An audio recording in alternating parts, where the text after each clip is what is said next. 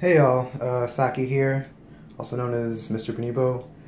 Wanted to add my 2 cents to the whole controversy with Breakfast Club, Lil Duval, Charlamagne the God, those trash individuals,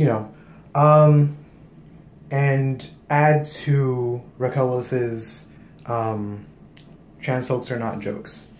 So what struck me about Lil Duval's comments and the laughter that followed and encouraged him was how eerily his specific rhetorical example matched the story of Ty Underwood, who was killed, I believe, if not last year, the year before. Young college student, I believe she was 20, 21, was killed by a man who claimed that he did not know that she was transgender, even though there was evidence that he knew who she was and had been in a long-term relationship with her, and had killed her when he thought other people would find out. Unfortunately, his pride, his reputation was more important than her life, and she lost it at his hands. He went to jail. He was actually just convicted, sent to prison for life.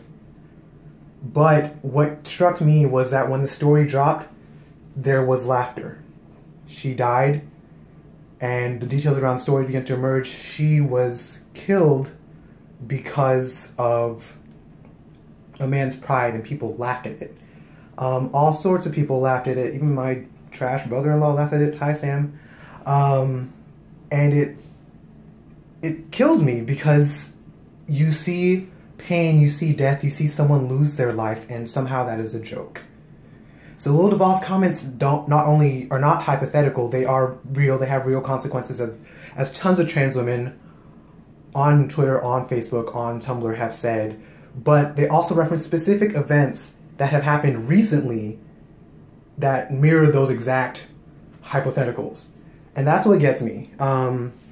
Breakfast Club has a long history of advocating for rapists, for sexists, for transphobes, for people who hate any black person that's not a cishet black man.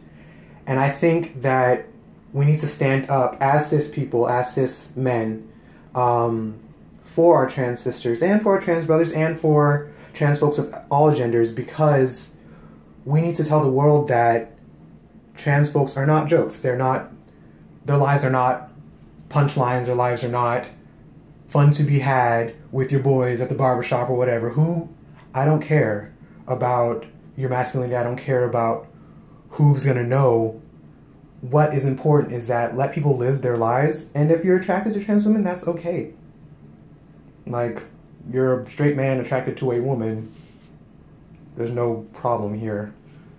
But I just wanted to add my little bit to it, because that's what struck me. R.I.P. Ty Underwood, you deserve so much better. Rest in peace to all the trans women who have lost their lives this year and in years past because of the fragility of, not even fragility, the hatred of cishet black men who, while buckling under the weight of white supremacy, would rather enact violence against others than do anything substantial for their own lives. So that's just my little bit. I've been thinking about how to do this video for a while. I don't normally do videos on Twitter, but this is just my 2 cents. Again, trans folks are not jokes. They are people who deserve respect and love and care and protection, especially as most vulnerable members of our community.